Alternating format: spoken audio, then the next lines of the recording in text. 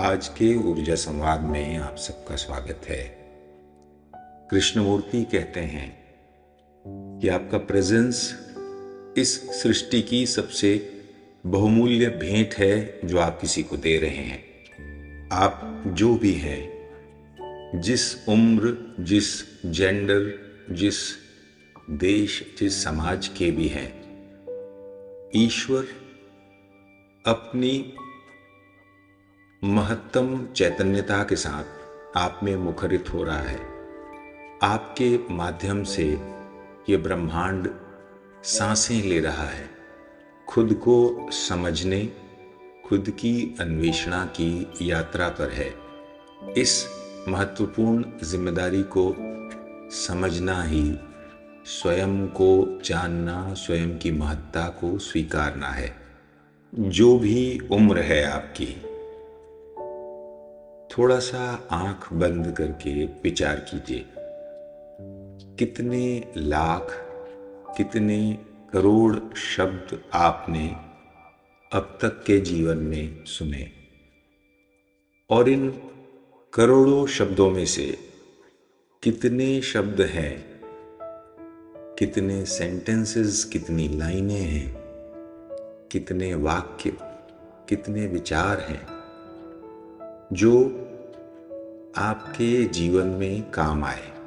एक गंभीर कोशिश हमने की कि तमाम मित्रों, परिचितों, विचार करने वाले, सोचने वाले मनुष्य जो आसपास थे, उनसे एक गुजारिश की कि जितना भी जीवन आपने जिया, जो कुछ भी, जिस तरह भी जीवन आपके साथ, आपके भीतर से घटित हुआ, उसकी समरी, उसका एक लब्बोलुबाब, उसका क्रक्स या उसका एसेंस कहें, कुछ लाइनों में हमें देने का कष्ट करें। जानते हैं परिणाम क्या रहा? ज्यादातर की तरफ से कोई उत्तर ही नहीं आया।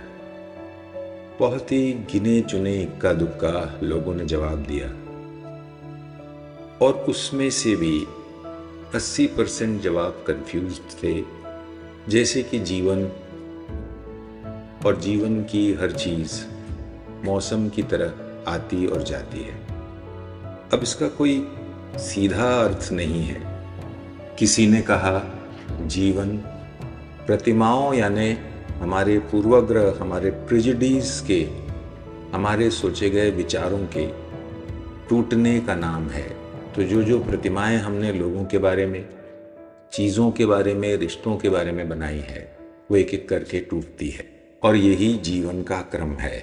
यहाँ हमारा पॉइंट ये है कि 25 साल, 35 साल, 45 साल जीवन के इस धरती पर, इस समाज में सैकड़ों, हजारों मनुष्यों के संपर्क में आते हुए, अच्छा बुरा, सुख दुख, वासना, लोभ और ध्यान के क्षण भी, परमात्मा का सानिध्य और प्रार्थना के क्षण भी महसूस करता हुआ आदमी अपने जीवन के मर्म को क्यों नहीं एक पैराग्राफ में या एक पेज में या एक किताब में बता पाता? हिंदी के विश्व प्रसिद्ध लेखक विनोद कुमार शुक्ल कहते हैं कि दुनिया के हर आदमी के जीवन में इतने अनुभव, इतनी गहराई तो कम से कम होती है कि वो एक सुंदर और महत्वपूर्ण, अर्थवान किताब लिख सके। लेकिन लोग तो 3 लाइन या एक पैराग्राफ लिखने में ही थरथराने लगते हैं।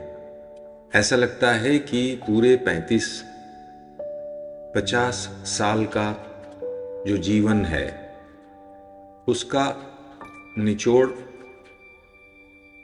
कुछ है ही नहीं। जैसे उनके जीवन, जैसे जीवन को उन्होंने कुछ सारगर्भित रूप से, कुछ गंभीरता से जाना ही नहीं।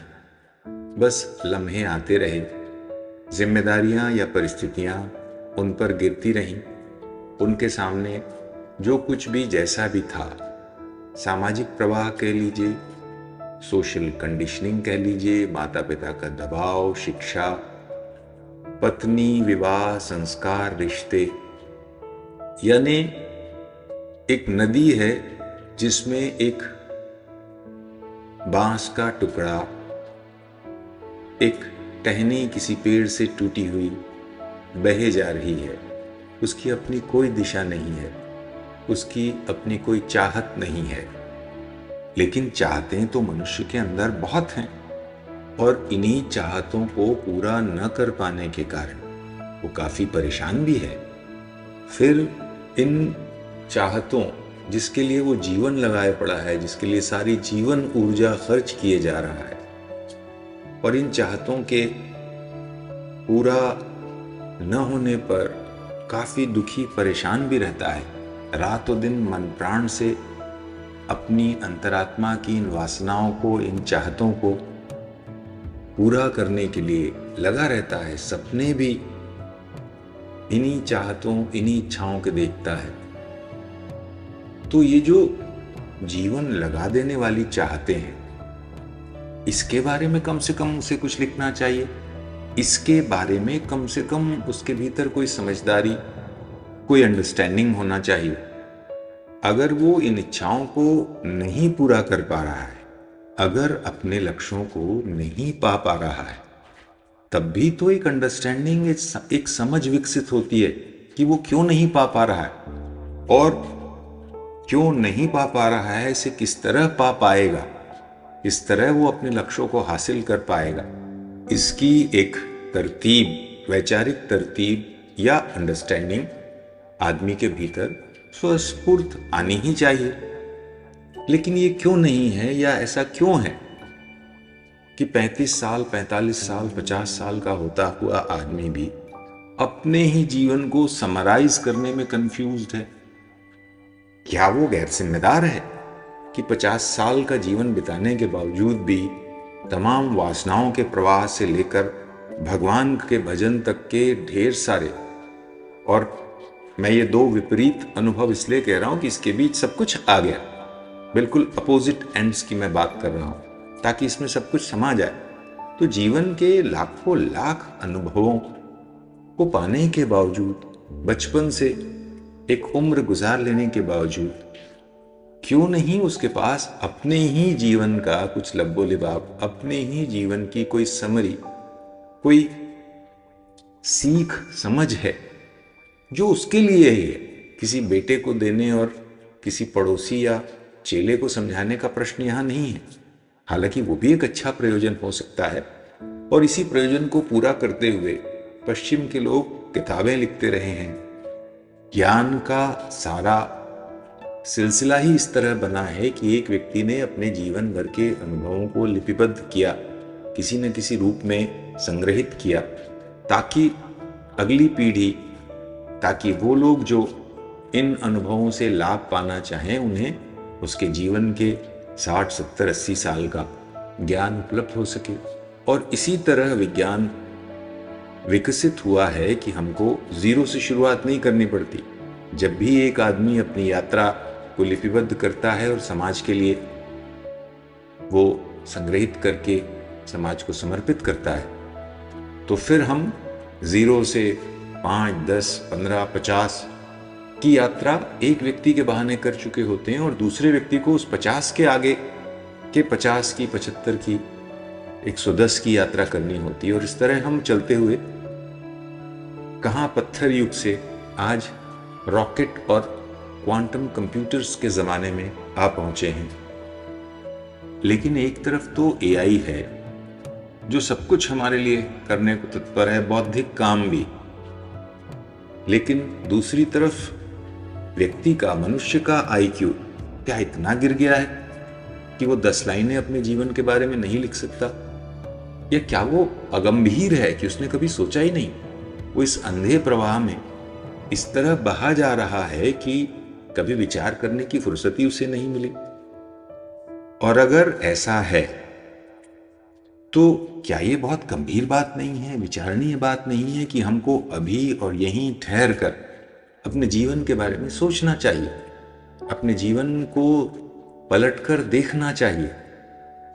और यही तो ध्यान है, यही तो आध्यात्म की मांग है कि आप अपने जीवन को गाहे बगाहे देखते रहें।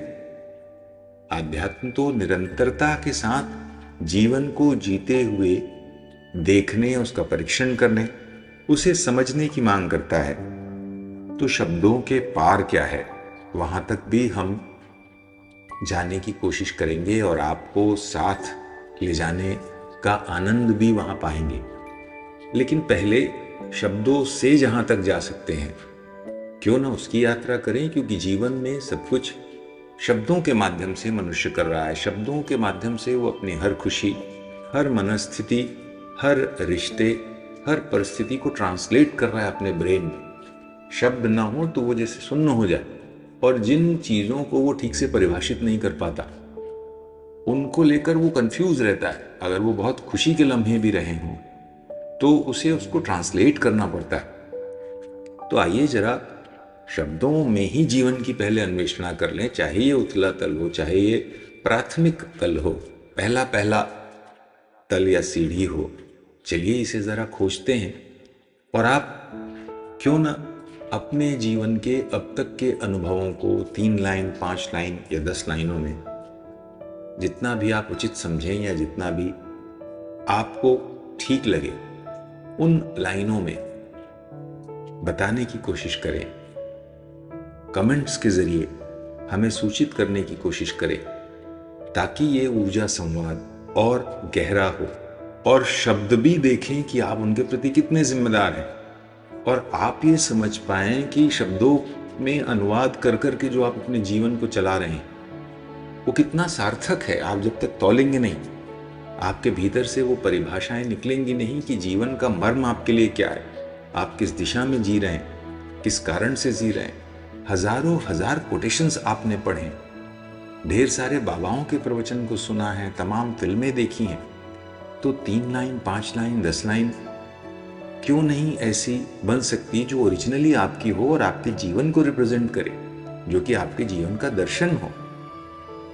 तो ये प्रयास करने की कोशिश करें, ताकि जीवन ये जाने कि आप उसके प्रति कितने गंभीर हैं, और आप ये समझ पाएं कि अब तक जीवन ने आपसे क्या कहा है, जीवन और आपके बीच कोई संवाद है कि नहीं। इस चैनल के माध्यम से हमारी कोशिश यही है कि आपके और जीवन के बीच एक संवाद स्थापित हो सके। हम गायब हो जाएं, आप और जीवन आपस में वार्तालाप करने लगें, बातचीत करने लगें, यही हमारी सार्थकता है। तो इतना सहयोग अपनी आत्मा से, अपने परमात्मा के प्रति जिम्मेदार होने के लिए करें कि आप अपने जीवन को 3 लाइन, 5 लाइन, 10 लाइनों में परिभाषित करने की कोशिश करें। क्या आपका मोटिवेशन है, क्या आपके इंस्पिरेशंस हैं, लक्ष्य हैं, कैसे आप उन्हें पाना चाहते हैं, या जीवन ने आपसे अब तक क्या कहा। बिल्कुल ज़रूरी नहीं है कि वो ज्ञान से भरा कोई इंटेलेक्चुअल बहुत बौद्धिक जुमला हो, महाज्ञानी की तरह आप दिखें, बट वो ईमानदार हो, ये कोशिश कीजिए। वो फनी हो सकता है, वो डिप्रेसिंग भी हो सकता है, वो बहुत सहज सामान्य वाक्यांश हो सकते हैं कि जीवन बहुत सरल है, जीवन को बहुत ज़्यादा चिंता के साथ नहीं बिताना चाहिए, जीवन में जो कुछ भी सामने आ रहा है उसे शांति के साथ निभा लेना जीवन है। इतनी साधारण लाइनें भी हो सकती हैं, लेकिन वो ईमानदार लाइनें हों, आपके अंदर से पैदा हुई लाइनें हों, या आप उस पर भरोसा करते हो सकता है वो किसी और की लाइनें हो, लेकिन आपका पूरा भरोसा हो, आपकी आस्था इस क्षण कम से कम उस पर हो। तो कमेंट्स में जीवन ने अब तक आपसे क्या कहा है, इसका लब्बो-लुबाब, इसका क्रक्स, इसका रस कहिए, एसेंस, 3 लाइन, 5 लाइन, 10 लाइन या अधिक लाइनें भी आप ले सकते हैं, उसमें कहने बताने की कोशिश करें, क्योंकि तब इसके आगे इन शब्दों को समझकर, शब्दों के बहाने जो संवेदना का जगत बन रहा है उस पर बात करते हुए हम उसके पार जा सकेंगे। और तब जो ज्ञान का तल है, जो शब्दों के पार है, जो मौन का तल है, जो शून्य का तल है, जो परमात्मा का तल है, यानी शब्द के बाद जो सीढ़ियां हैं जहां से हम आनंद तक पहुंच सकते हैं, वास्तविक शांति तक पहुंच सकते हैं, वहां जाने की प्रक्रिया हम साथ साथ कर पाएंगे। हमारी कोशिश है कि आप आनंद को अपने जीवन में सब्सक्राइब करें और मस्ती की घंटियाँ हमेशा आपके जीवन में बजती रहें।